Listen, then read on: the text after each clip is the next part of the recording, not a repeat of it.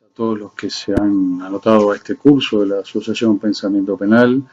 Les agradezco el interés prestado. Me quiero excusar porque me resulta bastante complejo hablarle a un grupo de estudiantes a los cuales no estoy visualizando. Estoy mucho más acostumbrado al contacto cara a cara con los estudiantes en los salones universitarios, de modo que será un aprendizaje que tendré que realizar para darle una calidad mínima a las exposiciones que intento comenzar a realizar en el día de hoy. Quisiera, en primer lugar, estuve pensando reiteradamente durante el tiempo que llevo preparando los materiales del curso, cuál sería como el primer inicio a las problemáticas que vamos a tratar, algo así como se plantearía en una obra de teatro el pie que daría lugar a las reflexiones o a las recorridas históricas que necesariamente vamos a realizar en este curso. Y me vinieron varias ideas a la cabeza, ¿no? Hace relativamente poco tiempo, en Chile, uno de los países que ha emprendido reformas penitenciarias en el correr de este siglo, adoptó como medida la liberación de prisioneros a partir de la adjudicación de libertad condicional en la ciudad de Valparaíso, y esto generó un ambiente bastante, digamos, publicitado y, por qué no decir, hostil a la medida del sistema judicial chileno de esa ciudad en concreto. Esta fue una primera idea que tuve con relación a cómo iniciar este curso. Después recibí en el correo electrónico un informe, una especie de post publicado en el blog del Banco Interamericano de Desarrollo con relación a la efectividad del castigo a través del uso de la prisión, es decir, a través del uso de la privación de libertad. Y en este post, de una manera bastante tramposa, se comparaba la situación del encarcelamiento en los Estados Unidos y los homicidios en los Estados Unidos con la situación del encarcelamiento en América Latina y los homicidios en América Latina. Y digo demasiado tramposa porque se da por sentado que el homicidio es el delito o el tipo de delito que mejor ilustra las situaciones de seguridad de nuestros países, olvidando que en realidad en los países latinoamericanos, a donde pertenecemos probablemente la mayoría de las personas que estén participando en este curso, la inmensa mayoría de las personas que están privadas de libertad y la inmensa mayoría de los delitos que se cometen en nuestros países de América Latina son delitos vinculados a la propiedad, robos, hurtos, rapiñas, y que de alguna manera matizan las supuestas bondades de nuestros sistemas democráticos en cuanto a sus políticas de inclusión, a sus políticas de participación de todos los ciudadanos en la vida de nuestras sociedades. Tenía como muchas ideas de cómo arrancar, de cómo iniciar una especie de conversación que buscara provocar el interés y al mismo tiempo el intercambio con ustedes, pero decidí, en nombre de la prolijidad, digámosle así, metodológica del asunto, ir directamente a los temas que propuse que serían objetivo de este curso. De modo que voy a intentar repasar brevemente, antes de pasar a la primera parte de la exposición, perdónenme si tomo mate, a recorrer los diferentes módulos que nos hemos propuesto y hacer algunas reflexiones en torno a las bibliografías que hemos indicado como bibliografías básicas para el curso, pero que sin duda incrementaremos en la misma medida en que tanto ustedes como yo nos preparemos para que este curso sea lo más provechoso posible, ¿sí? En un primer momento nosotros habíamos planteado un primer módulo que estuviese referido a las recepciones latinoamericanas sobre las mutaciones que se han producido en las formas fenoménicas del castigo y lo que se conoce en la literatura como la emergencia de la prisión civilizada. Este es un periodo que ustedes van a ver en un PowerPoint que he preparado, que puede ser ubicado en lo que podríamos denominar una etapa prepenitenciaria de la historia de la privación de libertad y también de la historia de las prisiones en nuestros diferentes países.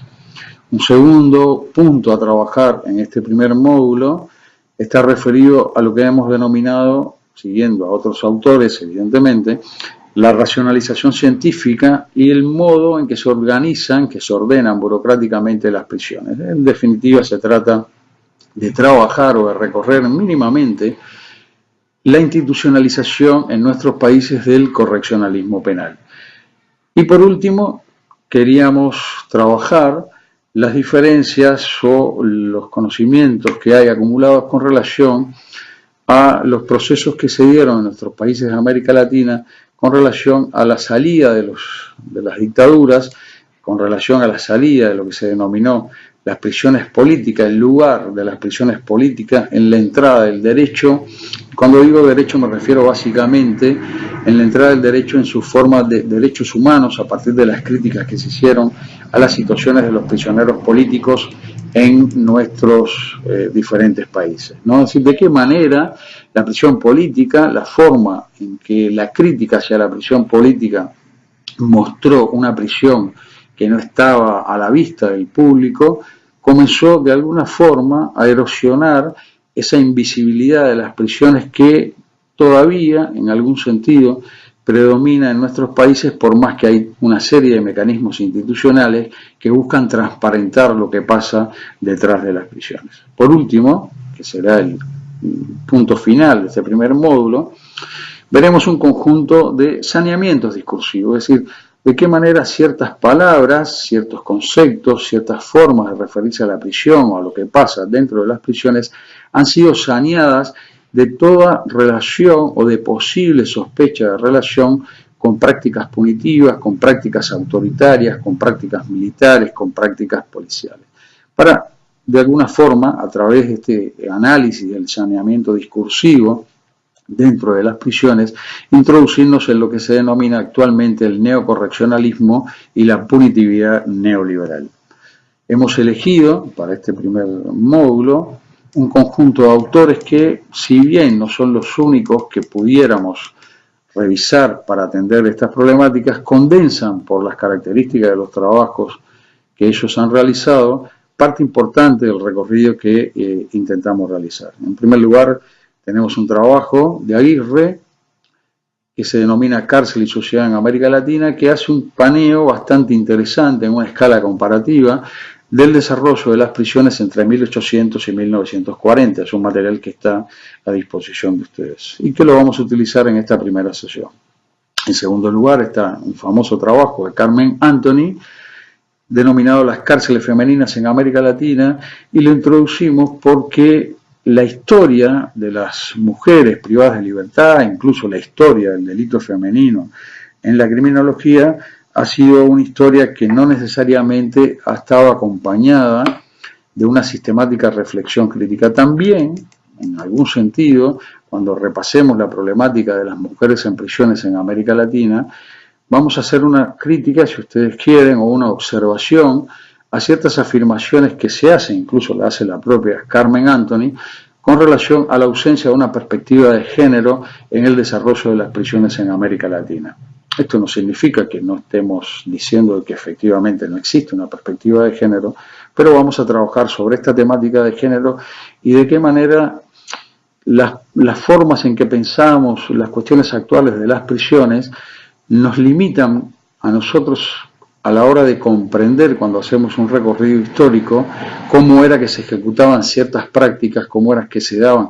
ciertas formas de pensar la cuestión criminal y la cuestión penitenciaria en momentos tan alejados como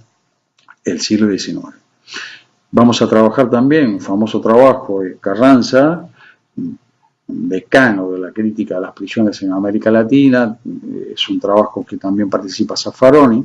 Es un viejo trabajo del año 1992, pero que nos ayuda a pensar este proceso de pasaje entre la prisión política y las prisiones democráticas, o por lo menos las prisiones denominadas democráticas, que es el trabajo Sistemas Penitenciarios y Alternativas a la Prisión en América Latina y el Caribe. Este es un material que también, como todos los materiales del curso, ya está a disposición de ustedes. Vamos a trabajar también, o por lo menos hacer alguna referencia, porque no se trata de un curso de historia, y quiero retomar esta idea de que no se trata de un curso de historia, pero a pesar de eso haremos historia. un trabajo de León que se denomina Documentos para la Historia de las Prisiones en Chile en el siglo XX. Los chilenos en particular tienen, y lo estoy recomendando para aquellos que estén interesados en una investigación más tranquila, más pausada, más de carácter histórico, un centro, una especie de página no, una página en internet que se denomina Memoria Chile, Memoria Chilena.cl, donde se pueden acceder a libros de la época que nos permiten a nosotros recorrer a través de ciertos tipos de documentación histórica cómo ha sido el desarrollo de las prisiones en nuestros países, en particular en Chile. Hay un trabajo de Elber, un reconocido autor argentino, que he puesto a disposición también para trabajar este problema en nuestro curso, que se denomina Las cárceles de América Latina, ¿qué ofrecen para el tercer milenio? Es un interesante trabajo donde vamos a problematizar una de las cuestiones más manidas en la forma en que se trabaja políticamente la situación de las prisiones, que es el nivel de seguridad dentro de las prisiones, es decir, un espacio constituido para el cumplimiento de la ley, de qué manera efectivamente o no, así se cumple la ley. Un trabajo de Segato, El color de la cárcel en América Latina, apunte sobre la colonialidad de la justicia en un continente en deconstrucción, que nos va a permitir a nosotros también, por más que no sea para los casos de algunos de nuestros países de América Latina, el modelo típico de análisis, nos va a introducir, repito, en la comprensión del carácter clasista de nuestras cárceles, algo que es bastante evidente en países como los Estados Unidos, en países como Brasil, por ejemplo. En nuestros países, me refiero a Chile, Argentina, Uruguay, parecería que la cárcel no tiene este corte clasista en el sentido de una clase de prisioneros, y esto lo vamos a discutir también, es decir, quiénes están en nuestras prisiones, y para ello vamos a utilizar material producido por las propias fuentes oficiales a través de sus informes, sus censos, para tratar de entender cuál es el color que tienen las cárceles en América Latina, color en un sentido muy particular de la palabra. Conocemos todos los trabajos de Bacán, por ejemplo, con relación al carácter racista de las prisiones norteamericanas, ese es el corte que caracteriza fundamentalmente a las prisiones norteamericanas, y parecería que en nuestros países de América Latina la cuestión racial nos juega un papel fundamental en las cárceles. Vamos a cuestionarnos esto, vamos a deconstruir esta idea, sobre todo porque en nuestros países todo el proceso histórico de nuestros países ha estado fuertemente asociado a la cuestión de las razas, a la cuestión de la superioridad de un modo de vida con relación a otros modos de vida. Y por último, había introducido un libro muy importante, en mi opinión, importante como herramienta para poder pensar la situación de la investigación de las prisiones en América Latina, que es el libro de John Pratt, Castigo y Civilización, una lectura crítica sobre las prisiones y los regímenes carcelarios. Este es un texto que también está a disposición de ustedes en formato electrónico, que nos va a permitir analizar desde la perspectiva inglesa y de los países asociados al Reino Unido, cómo se fueron tematizando históricamente algunas de las problemáticas que todavía hoy son temas importantes a la hora de hacer un análisis del estado de las prisiones en nuestros países. El módulo 2 va a trabajar directamente los sentidos y los usos del castigo. Acá vamos a hacer una pequeña recorrida histórica sobre la relación entre prensa y castigo, cómo hemos retornado de alguna forma, y esto es una tesis que yo sostengo a partir de un análisis que he venido realizando sistemáticamente en el Uruguay de la situación penal y sobre todo de la situación penal de los adolescentes en el Uruguay, cómo hemos ido retornando lentamente a lo que se conoce como la emotividad penal, es decir, producir emociones a partir de referencias, a partir de reflexiones con relación a los usos del castigo. Introduciremos además una problemática bastante importante y que precisa algún tipo de análisis teórico, porque las palabras importan, y que la hemos referido a través de una pregunta: ¿a qué llamamos rehabilitar? Y en este mismo sentido hacer una especie de paneo de cuáles son los principales estudios de reincidencia en América Latina. Evidentemente, cuando hagamos esto, el propio concepto de reincidencia va a estar sujeto a análisis. En tercer lugar, trabajaremos los problemas teóricos actuales en la comprensión del delito o, si ustedes quieren, cómo se expulsa políticamente cualquier tipo de reflexión criminológica a través de algo que se ha denominado por Jonathan Simon el gobierno a través del delito, es decir, cómo el delito está sirviendo en nuestras sociedades para el ejercicio de ciertas prácticas de gobierno. Acá tenemos un conjunto bibliográfico bastante interesante que va desde Christie, con la industria del control del delito, un trabajo de Giorgi, Tolerancia cero y estrategias y prácticas de las sociedades de control, de Sinring y Hawking, un viejo trabajo que deberíamos recuperar en estos tiempos de rigor punitivo, que se denomina La utilidad del castigo. Es un libro que también puede ser encontrado en bibliotecas porque no está en formato electrónico. Es un libro del año 1977 y hace un recorrido por toda la teoría del castigo en todas sus formas, es decir, su carácter retributivo, pero también su carácter de rehabilitación. Hay un trabajo más, que son unas revistas que publica el Centro de Estudios de Seguridad Ciudadana en Chile, que se llama Debates Penitenciarios, que también hemos puesto a disposición de ustedes, o que pondremos a disposición de ustedes, y un pequeño trabajo, que es un libro, que es el único libro que yo conozco publicado en el Uruguay con relación a esta temática, que se denomina La reinserción y la rehabilitación social en la cárcel uruguaya, porque eso nos va a permitir a nosotros adentrarnos en el análisis después, a posteriori, de la reforma penitenciaria que se viene realizando en el Uruguay, por lo menos desde el año 2010. Hay otra serie de trabajos que incluyen a Garland, Castigo y Sociedad Moderna, un trabajo sobre evaluación de la rehabilitación correccional, cuáles son las políticas, las prácticas y las perspectivas en torno a esto, el estudio de la criminología en Latinoamérica de Neumann, las perspectivas criminológicas en el umbral del tercer milenio, una compilación de trabajos de Messuti, el futuro de la prisión, un clásico de Morris, Gobernar a través del delito, como habíamos dicho, de Jonathan Simon, y un trabajo realizado por los chilenos que se denomina la medición de la reincidencia y sus implicancias en la política criminal. Hay todo un conjunto de trabajos que nos permitirá a nosotros de alguna manera escarbar en este concepto que constantemente se viene haciendo uso de él, que es el concepto de la rehabilitación, que parecería que es el que define la efectividad de las prisiones en nuestros días. En un tercer módulo vamos a describir las prisiones en América Latina y para ello vamos a utilizar una presentación, digamos, general de los sistemas o de las prisiones más importantes de América Latina, una especie de comparación entre ellas, va a ser algo así como una fotografía de la situación actual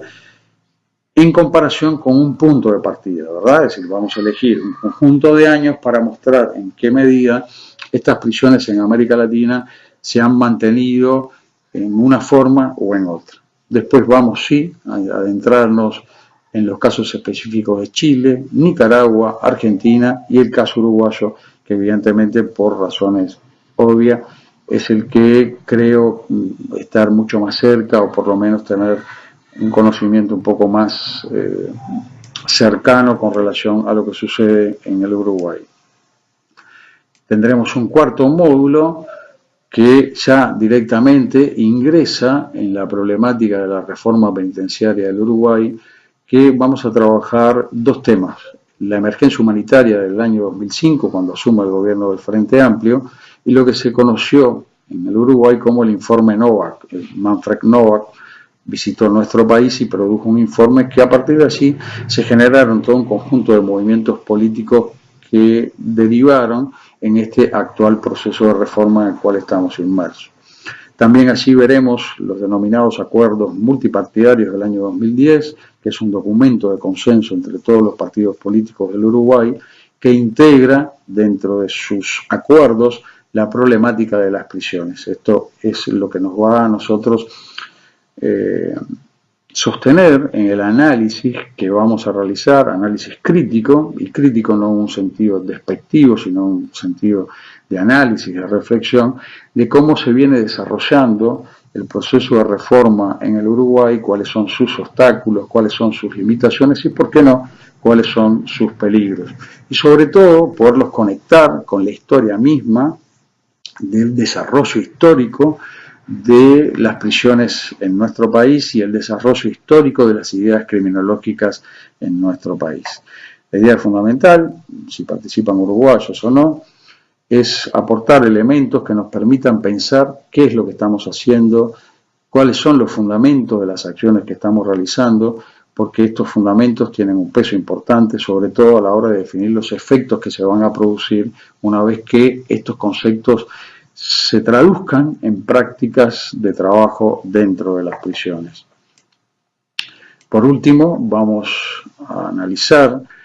el mundo penitenciario contemporáneo desde la perspectiva de la reforma uruguaya. El Uruguay ha utilizado como modelos en esta reforma penitenciaria, y lo digo así de un modo muy genérico, las prisiones de Barcelona, las prisiones de Israel, las prisiones de España y las prisiones de Estados Unidos. Esto es una afirmación previa que estoy realizando, entendiendo que si los máximos dirigentes de la política penitenciaria de un país visitan ciertas zonas y luego esas visitas publicitan lo que encontraron en esa zona, es porque de alguna manera estas zonas visitadas, estos modelos de trabajo conocidos, son los que van a impactar de un modo u otro en el proceso de trabajo, de reforma que se vaya a realizar. Vamos a trabajar también, en este sentido, lo que hemos denominado una institucionalización inconclusa, es decir, la formación de esta institución, que no es una institución acabada todavía, vamos a explicar después por qué, que es el Instituto Nacional de Rehabilitación, que se supone que es la institución que lleva adelante el proceso de reforma penitenciaria en el Uruguay. ¿Cuáles son los lineamientos de esta institución? ¿Cuáles son los objetivos de esta reforma? ¿Cuáles son las buenas prácticas de esta reforma? ¿Y cuáles son sus límites? ¿Cuáles son los impactos que estas reformas y que estas buenas prácticas tienen en el sistema en sentido general? Acá también la bibliografía es básicamente uruguaya porque nos vamos a dedicar a observar, a analizar, a interrogar, a problematizar el curso de la reforma penitenciaria en el Uruguay. Por último, vamos a trabajar un módulo que se denomina Quo Vadis INR, cuáles son los problemas, los obstáculos, las tensiones, el lugar del sentido común en las definiciones de las políticas actuales. Esto es algo que voy a trabajar expresamente con ustedes. Lo que se ha denominado por algunos observadores o por algunos participantes en la reforma penitenciaria como las latas de la izquierda, haciendo referencia a las viejas latas, que es un sector que existió, un sector bastante horroroso que existió hasta hace muy poco tiempo, relativamente muy poco tiempo, en el penal de Libertad. En definitiva, las latas de la izquierda, que es una provocación, es un título muy provocador, nos va a permitir a nosotros hacer un análisis de cómo está acompañando la arquitectura penitenciaria uruguaya a la lógica del encierro o a la lógica de lo que se supone que porta la reforma penitenciaria, que es esto del discurso de la rehabilitación. En concreto vamos a trabajar con dos unidades, las dos unidades más importantes del sistema penal uruguayo, que son la unidad número 3, conocida como Penal de Libertad, y la unidad número 4, conocida como CONCAR. Vamos a trabajar además esto que viene circulando cada vez con más fuerza en el Uruguay y que de alguna manera fundamenta un nuevo giro punitivo en la administración de las prisiones uruguayas, que es lo que se ha denominado el cuartel general de la delincuencia. Es decir, hay todo un conjunto de actores institucionales que afirman que las prisiones se han convertido en el cuartel general de la delincuencia. Esto es una idea que la prensa ha replicado, de modo que vamos a ver cuáles son las tensiones que hay entre las declaraciones discursivas y las tentaciones disciplinarias que siempre hay en esta problemática de las prisiones. En definitiva, esto nos va a permitir a nosotros reingresar, si ustedes quieren, en lo que hemos denominado, siguiendo al querido Nietzsche, el eterno retorno del punitivismo, es decir, como siempre el peligro del punitivismo, la sombra del punitivismo, el fantasma del punitivismo, anda rondando para ver de qué manera puede entrar nuevamente en las prácticas del trabajo penitenciario. Como último módulo, si la memoria no me falla, trabajaremos la nueva unidad de asociación público-privada y cuáles son los desafíos que esta unidad en el sentido de esta prisión, que va a ser construida, está siendo construida ya, va más o menos a un 40% de su construcción, va a ser, es una construcción pública-privada, va a ser o no el mascarón de proa de la reforma penitenciaria de la forma en que se dice por parte de las autoridades. Es un desafío de análisis, pero también nos permite a nosotros introducirnos en una problemática bastante importante, que es la participación de los privados en algo que hasta ahora había sido exclusivamente una prerrogativa del poder del Estado. La idea fundamental de este curso, y acá se termina evidentemente el programa que les había propuesto, es hacer un recorrido histórico para poder entender algunas de las cuestiones que pasan actualmente. Y en esto me quiero detener brevemente, antes de hacer un corte. Esta es una clase que voy a dividir en 2 pequeños videos para que no sea tan pesado y se pueda subir bien al campus virtual. Nosotros, en particular, mi experiencia en el mundo de las prisiones es una experiencia que proviene básicamente del ámbito universitario y del ámbito parlamentario, en el análisis, en el estudio, en la investigación de las violaciones a los derechos humanos. Y en la misma medida en que esta experiencia se ha ido incrementando hasta el punto de haber dirigido una unidad penitenciaria y posteriormente haber dirigido un conjunto de unidades penitenciarias definidas como las de máxima y media seguridad en el Uruguay, fui aprendiendo, y es algo que quiero compartir con ustedes, que muchas de las cosas que vamos realizando, muchas de las cosas sobre las cuales reflexionamos actualmente, son procesos que tienen una historia, y es una historia que no se conoce, es una historia que a veces se conoce mal, y es una historia que a veces directamente se rechaza como si se sintiera vergüenza, algo que Michel Foucault ya había planteado en Vigilar y Castigar, esa vergüenza que tienen los penitenciarios con relación a la baja calidad del linaje histórico que los acompaña. Pero también, y acá me quiero detener, el curso nos va a permitir a nosotros hacer algunas reflexiones en torno al uso que hemos dado al trabajo de Michel Foucault, en particular Vigilar y Castigar. No porque yo considere que el trabajo de Michel Foucault en Vigilar y Castigar y su historia sobre el nacimiento de la prisión sea un trabajo inválido, sino porque Vigilar y Castigar, como una historia del nacimiento de esta forma prisión que nosotros conocemos, es un trabajo que es necesario realizar permanentemente en América Latina, porque evidentemente nuestros países no tienen ni la historia ni las formas de desarrollo de lo que tuvieron los países que Michel Foucault utilizó en su análisis de la historia de las prisiones en Vigilar y Castigar. En este sentido, hay diferencias bastante importantes en América Latina. En el caso del Uruguay, la diferencia se hace muy notable con relación a los estudios históricos vinculados al desarrollo de las prisiones en nuestro país. No es el caso de Argentina. Muchos de los que nos hemos formado, por lo menos yo, en la cuestión de la historia de las prisiones o el análisis de las prisiones en nuestros países, nos hemos ido formando en base a las investigaciones de los colegas argentinos. Hay todo un trabajo muy importante desarrollado a partir de la década de los años 90 en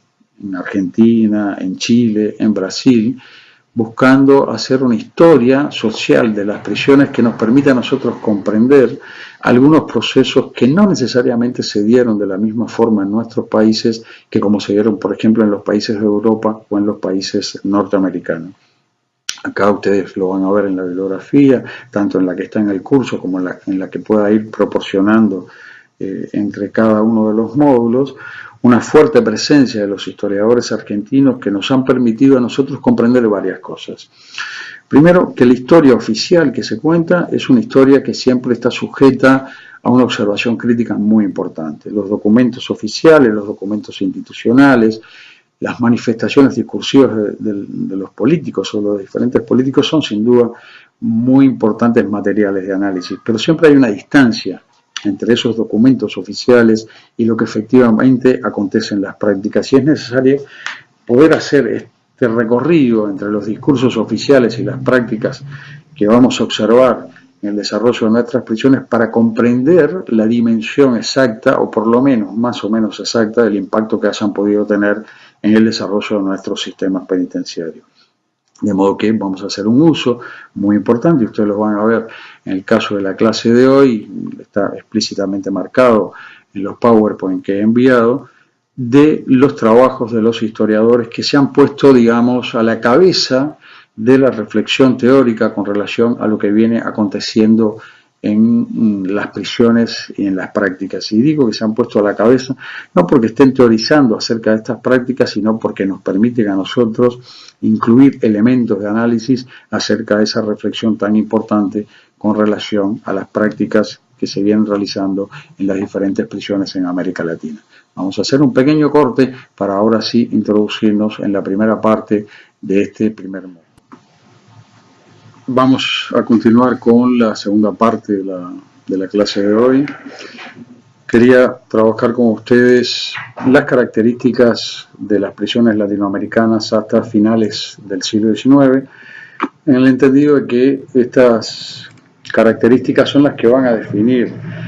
a grandes rasgos el proceso inicial de reforma que nosotros vamos a ver instituido en nuestros países, es decir, el primer movimiento, vamos a llamarlo así, de reforma de la situación de las prisiones en América Latina. Este primer periodo, de alguna manera, puede ser definido, siguiendo algunos historiadores de la región, como el periodo prepenitenciario de las prisiones latinoamericanas. La primera característica de esta etapa de las cárceles en América Latina es que ellas no formaban parte de los principales mecanismos de control y castigo de las sociedades. Todavía nuestras sociedades estaban fuertemente imbuidas por las prácticas criticadas por los ilustradores de la reforma europea,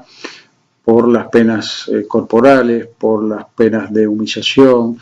en el caso del Uruguay la ley de azotes, en el caso argentino también, la pena de muerte, que eran los principales mecanismos de control y castigo que encontrábamos en esos momentos históricos en nuestros países. Estas cárceles o estos edificios que eran considerados como cárceles o que se les denominaban cárceles, estaban prácticamente todos ubicados en un conjunto de edificaciones improvisadas, con importantes déficits de higiene y con importantes déficits de seguridad. Una de las cosas más llamativas, a diferencia de lo que hoy nosotros pudiéramos encontrar en las prisiones contemporáneas, es que el principal problema de las prisiones en esta época está ubicado en lo que podemos denominar las acciones de fuga de los prisioneros, que dio lugar, como es en el caso del Uruguay, a que se adoptara la denominada ley de fuga, es decir, cuando un prisionero intentaba escaparse o directamente se escapaba, la autoridad a cargo de la custodia tenía la orden de matarlo si la persona no se detenía en su empeño. No existen, o por lo menos yo no he encontrado en los estudios históricos que he revisado, ningún tipo de documentación vinculada a motines en estas primeras prisiones latinoamericanas. La otra característica bien importante de estas prisiones, que es además una de las dificultades que encuentran los historiadores a la hora de reconstruir algún tipo de análisis específico de las personas que estaban allí o de las causas por las cuales estaban allí, era que tenía un funcionamiento básicamente discrecional, esto es, no había una documentación que permitiera registrar de una forma legal, de una forma legítima, los ingresos, los egresos, las causas, las características de las personas que ingresaban allí. Estas cárceles además no tenían ningún tipo de supervisión externa,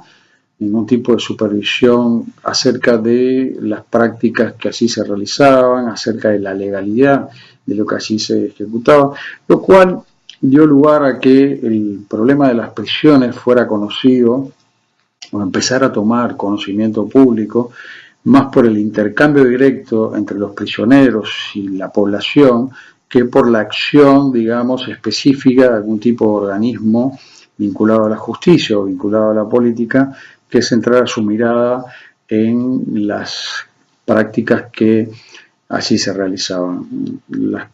primeras cárceles latinoamericanas, que estaban generalmente divididas en dos suertes de administraciones, las administraciones vinculadas al poder político y las administraciones vinculadas al poder militar, estaban ubicadas en espacios de contacto directo con espacios públicos. En el caso de Montevideo, la primera cárcel estuvo ubicada en el antiguo edificio de Cabildo, lo que hoy es la Plaza Matriz, y toda la referencia histórica que se puede encontrar muestra cómo los prisioneros que estaban allí alojados tenían un contacto directo con todos los transeúntes que pasaban por el costado de la cárcel, aunque no más sea, por ejemplo, que fue uno de los problemas más graves que tuvo esta primera cárcel uruguaya para recibir agua, es decir, las dificultades de Montevideo en los primeros años de su constitución con relación al agua fue muy importante y trajo aparejado un conjunto de intercambio de los prisioneros y los transeúntes buscando que los prisioneros pudieran tener agua o pudieran tener algún tipo de alimentación o de atención a alguna necesidad básica que la administración penitenciaria, vamos a denominarla así, por más que no existiera, no le garantizaba. La función principal de estas cárceles era de tipo asegurativa, es decir, era un depósito a la espera de la sanción de pena de muerte, a la espera del pago por una deuda, a la espera de una expulsión del país, en el entendido que se practicaba el ergástolo, pero no había ningún tipo de rutina organizada, ningún tipo de reglamentación que ordenara el tiempo en que uno estaba sometido a privación de libertad. Esto hace claramente imposible la existencia de la idea de la reforma, es decir, no existía ningún concepto, ninguna práctica que pudiera estar asociado a lo que hoy denominamos la reforma de los prisioneros. Era un impensable histórico por las mismas características del desarrollo histórico de la época, valga la redundancia, cualquier idea asociada a la idea de reforma, o por lo menos esta idea de reforma que sí estaba presente en otras prácticas de reclusión, como son las prácticas monacales, no había ingresado todavía al mundo de las prisiones y no había ingresado todavía al mundo de la forma en que pensamos a los prisioneros, la forma en que pensamos a aquellos que cometen algún tipo de delito. Las recepciones que se produjeron en América Latina con relación a las mutaciones que se fueron dando al castigo en Europa y en los Estados Unidos, encontraron en nuestros países, vamos a llamarla así, dos conjuntos importantes de situaciones que algunas se constituyeron en obstáculos y otras se constituyeron en catalizadores. Vamos brevemente a repasar los obstáculos que encontraron estas recepciones a los cambios en el mundo del castigo en general después de la gran reforma europea.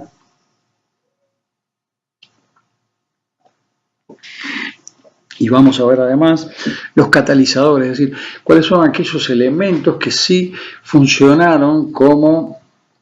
suelo de receptividad para generar lo que se conoce en la jerga Foucaultiana como las superficies de emergencia de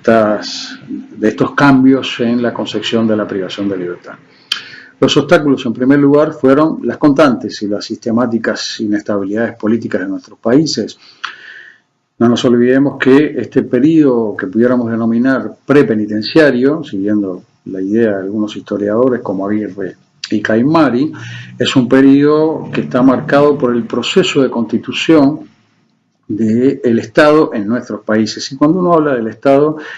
se refiere también al primer movimiento, a la primera forma que adquiere la forma Estado, que es la forma nación. Son momentos en que todavía estamos cursando los procesos revolucionarios de lucha independentista en nuestras diferentes sociedades, de modo que los diferentes países a los que podemos hacer referencia en América Latina estaban en procesos de amplias inestabilidades políticas con relación gobierno español, al gobierno inglés, al gobierno portugués, para el caso brasileño, pero también después de alcanzar la independencia con relación a los diferentes movimientos políticos internos que se dieron en nuestros países, para el caso uruguayo, las divisas políticas aún hoy presentes, pero ya felizmente, digamos, ingresadas a un mecanismo democrático burgués representativo, y para el caso argentino, el proceso del federalismo y el unionismo que caracterizó la historia argentina en algún momento de su tránsito a un Estado consolidado como tal. Había además una inexistencia, una masa crítica, sobre todo a nivel de la intelectual, a nivel de la dirigente, de consensos para producir transformaciones en las prisiones. Los dirigentes de los procesos revolucionarios, si bien tenían contactos, tenían conocimiento, algunos de ellos, de los procesos de cambio que se iban dando en Europa y en los Estados Unidos, este conocimiento era un conocimiento muy individualizado, muy localizado en algunas de sus figuras fundamentales, pero no era, digamos, un conocimiento compartido como pudiera ser el conocimiento general del proyecto liberal del siglo XIX. De modo que esta inexistencia de una masa crítica de consensos fue la que también constituyó uno de los obstáculos, por ejemplo, para la eliminación de la pena de muerte. Es decir, todas las discrepancias, las ambigüedades, las contradicciones que se dieron en nuestros países para que la pena de privación de libertad fuera la que sustituyera el ejercicio de la pena de muerte, parte importante de la explicación de estas contradicciones está en la inexistencia de esta masa crítica de consensos con relación al conocimiento de las transformaciones que se daban en los países europeos y en los Estados Unidos en particular. Hay una dominancia, además, de una mirada muy peligrosista de los nuevos movimientos poblacionales a partir del proceso de constitución de la independencia de los nuevos estados en América Latina, que tenían una doble entrada, la vinculada a los movimientos poblacionales internos a partir de los desplazamientos de las poblaciones rurales hacia las ciudades y el propio proceso de constitución de las ciudades, esto que podemos denominar el nacimiento de lo urbano dentro de nuestros países, y el otro que venía relacionado con los procesos migratorios. Argentina y Uruguay, en el caso particular, vivieron esto con relación a los movimientos anarcos que vinieron junto con las grandes migraciones poblacionales de Italia, Francia, España y otros países europeos. ¿Sí? Todo movimiento poblacional, y hasta el día de hoy esto funciona de esta manera, es observado por la forma Estado en un sentido de señal de peligro. De modo que esto también es un obstáculo al avance de las nuevas modalidades de pensamiento con relación al ejercicio del castigo. Y quiero señalarlo así porque la entrada de la pena de privación de libertad como el castigo por excelencia tuvo como dificultad para su instalación, para su dominancia dentro del resto de las penas, estas problemáticas que son en definitiva problemáticas políticas. Y el otro problema fundamental, que hasta el día de hoy lo seguimos manteniendo, es el conjunto de dificultades económicas y los diferentes desarrollos que tenían nuestros países latinoamericanos. Es decir, las problemáticas económicas, las problemáticas sociales y las problemáticas políticas de nuestros países tenían una comunidad en algunos temas, pero también tenían unas disparidades importantes en otros temas, como puede ser el caso de la esclavitud para Brasil, pero también como puede ser el caso de las dificultades económicas por el desarrollo del modo de producción capitalista dispar en los diferentes países latinoamericanos. En contraposición a esto, los catalizadores, es decir, aquellos mecanismos que sí efectivamente podrían estar ayudando al desarrollo de estas nuevas modalidades de la concepción de la privación de libertad a través del uso de la prisión, los localizamos en los mismos contenidos del proyecto liberal republicano europeo y sobre todo en el lugar que va a ocupar el derecho en los movimientos independentistas. El derecho como espada, vamos a llamarla así, contra todo el poder despótico del antiguo régimen. Todo el discurso político de nuestros primeros dirigentes revolucionarios es un discurso fuertemente fundado en normas de derecho ilustrado que iban dando una forma a lo que después vamos a conocer como el derecho a la ciudadanía, el derecho al desarrollo, al libre ejercicio de las modalidades democráticas de ejercicio de la condición de ciudadano. Es decir, el lugar del derecho en el republicanismo europeo es muy importante y va a jugar fuertemente como un catalizador positivo para la recepción de estas nuevas reformas. Había además como elemento fundamental la centralidad que había adquirido para nuestra élite dirigente, la élite revolucionaria, los diferentes modelos europeos. He entendido esto como Europa como el ejemplo de la civilización y como proyecto de ideal social, es decir, la modernidad,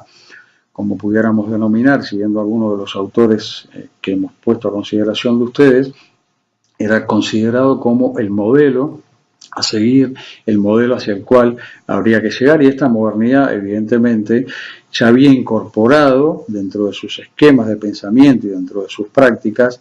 un lugar privilegiado a lo que después se va a denominar como lo civilizatorio. Si uno quiere hacer una recorrida en el caso del Uruguay, tiene los trabajos de José Pedro Barrán con el proceso que va del análisis de lo que él denomina el tránsito de la barbarie a la civilización, un cambio en la sensibilidad nacional uruguaya que permitió o que permite comprender algunos de los procesos históricos que dieron lugar al desarrollo del Estado uruguayo, tal cual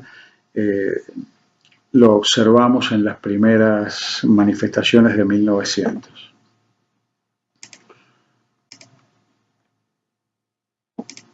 Las primeras penitenciarías en nuestros países son penitenciarías que de alguna manera reflejan esta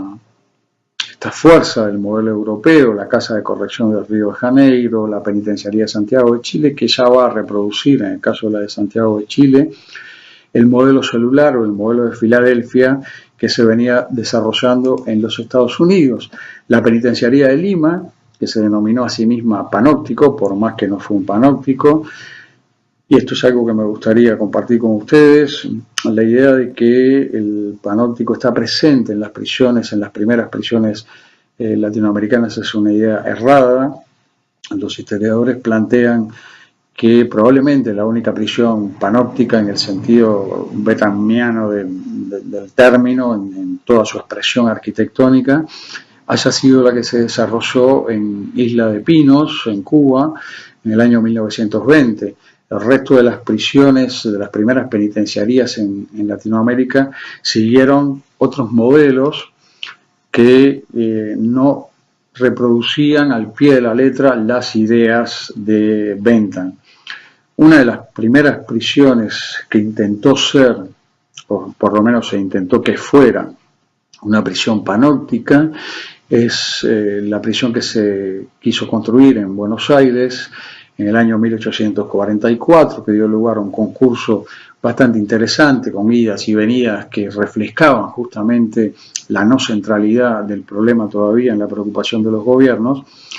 que finalmente no terminó siendo el panóptico de Bentham, sino que adoptó otros de los modelos importantes que veremos más adelante en otras diapositivas, que eran los que ya dominaban el escenario arquitectónico en la construcción de las prisiones. Hay básicamente tres modelos conceptuales que son los que se van a usar en la concepción de las primeras penitenciarias o penitenciarías latinoamericanas. El pragmatismo utilitario de Bentham, a partir de lo que desarrolló en su texto panóptico, que va a funcionar como el modelo madre de los diferentes diseños que se van a producir. Bentham, si bien no consiguió que su proyecto arquitectónico fuera reproducido al pie de la letra en Inglaterra o en Francia, sí consiguió que el resto de los diseños arquitectónicos tuvieran como eje central de su funcionamiento o de su ejecución el problema de la vigilancia. Esto lo vamos a ver claramente en los diseños de las prisiones, pero también en la manera en que se gestionan las prisiones. Hay dos modelos de gestión de prisiones que se instalan fuertemente en estos tiempos. El primero es el denominado modelo de Filadelfia, que planteaba el confinamiento solitario todo el tiempo y el silencio absoluto del privado de libertad. Este es un modelo que tiene una procedencia, una fuerte procedencia de las viejas prácticas monacales, que implicaba, aunque no más fuera, digamos, para ilustrarlo desde el punto de vista arquitectónico, que el prisionero se encontraba solo con sí mismo. Cuando uno visita una prisión que haya sido construida según la lógica del modelo de gestión de Filadelfia, lo que va a encontrar es que es una celda generalmente muy austera, cuyas ventanas están en una ubicación muy alta, impidiendo cualquier tipo de recepción perceptual del tiempo, y que obligara por la misma naturaleza de la construcción a que el prisionero se encontrara frente a su propia conciencia, digamos, hiciera una suerte de examen de conciencia a la imagen y semejanza de los confinamientos monacales que podemos encontrar en las viejas prácticas cristianas. El otro modelo importante también es el modelo de Augsburg, que implicaba el trabajo de los reclusos en actividades en común y una soledad nocturna, es decir, un aislamiento durante la noche, y mientras se desarrollaban las actividades laborales del día, había la prohibición explícita de cualquier tipo de intercambio, salvo los que estuvieran vinculados específicamente con la tarea laboral que se estuviera realizando. Yo me quiero detener en esto porque probablemente en esta modalidad de gestión, de administración de la vida cotidiana de las prisiones, encontremos la génesis de lo que hoy vamos a ver en las prisiones contemporáneas, vinculados a esto que se ha denominado subcultura, jerga o formas culturales de vivir la prisión por parte de los privados de libertad. Yo discrepo notablemente de que los juegos comunicativos y gestuales que uno observa en las prisiones obedezcan a una subcultura, en tanto y en cuanto considero que esos juegos comunicativos y de intercambios gestuales están producidos directamente por la forma de administración de la vida en la prisión. Es evidente que cuando las personas se juntan en un trabajo en común, como es el modelo de Augsburg, las probabilidades de limitar los intercambios más allá de las reglas del trabajo en común son prácticamente imposibles, y por más reglamentaciones que existieran, las personas siempre se las ingenian para establecer lazos comunicativos, de modo que no son los prisioneros los que producen esta suerte de novedad comunicativa, sino que es la misma forma de gestionar la administración penitenciaria la que va a gestar la nueva modalidad de las interacciones comunicativas entre los prisioneros. Las características de los primeros movimientos, reformas penitenciarias en Latinoamérica pueden ser resumidas en 4 elementos fundamentales. Adoptaron las reglas del penitenciarismo norteamericano, unas reglamentaciones estrictas, con un seguimiento ordenado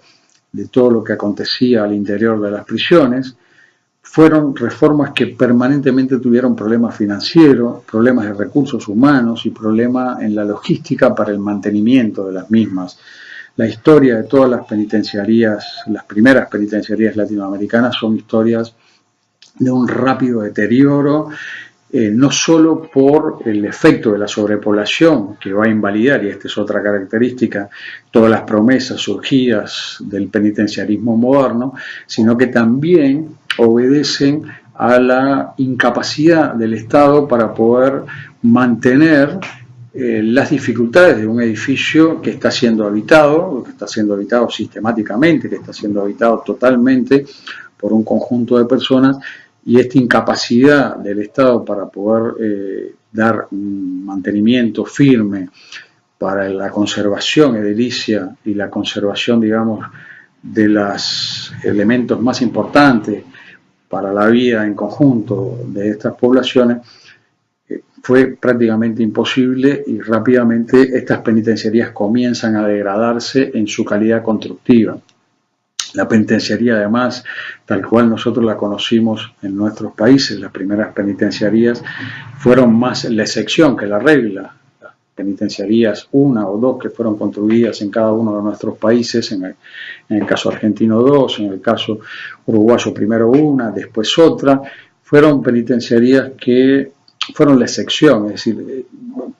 estas penitenciarías convivieron al mismo tiempo con el resto del archipiélago carcelario que existía en nuestros países, con lo cual la penitenciaría tuvo como no efecto la posibilidad de derramar sus lógicas de funcionamiento, la majestuosidad de sus edificios al resto de las edificaciones carcelarias. Las penitenciarías funcionaron más bien, y quiero detenerme en este concepto, que lo voy a retomar en otras clases, como postales de una reforma que preanunciaba por el uso mismo, por la existencia misma de ciertos tipos de edificaciones, una nueva modalidad de ejercicio del castigo a través de la privación de libertad, y que ella por sí misma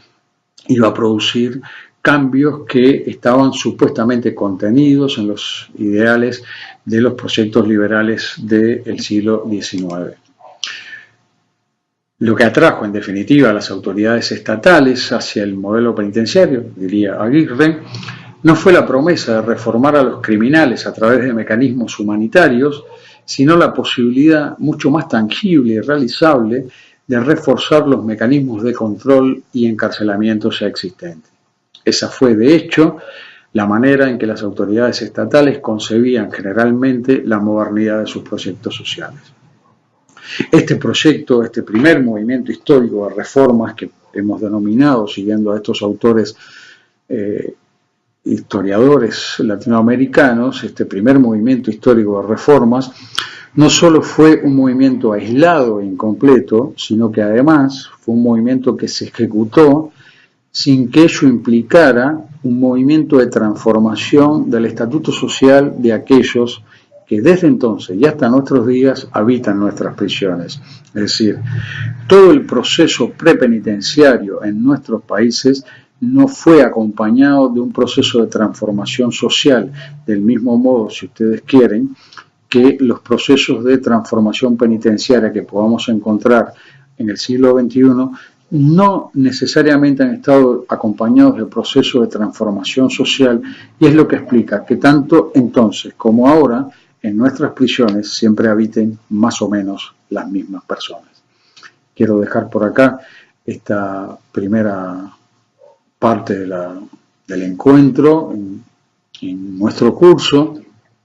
Quiero invitarlos a que realicen todas las preguntas y las valoraciones que ustedes consideren necesario. He introducido otro PowerPoint que voy a dejar que ustedes mismos lo puedan trabajar, y me gustaría que me acercaran para así darle una dinámica un poco más ajustada a los intereses de ustedes, cuáles son las expectativas que ustedes tienen, los intereses de trabajo, los intereses de investigación, para, sin abandonar la lógica misma del curso que hemos presentado y por el cual ustedes se han adscrito, darle un sesgo particular al curso que nos permita a ustedes y a nosotros hacer mucho más productivo el encuentro virtual que estamos teniendo.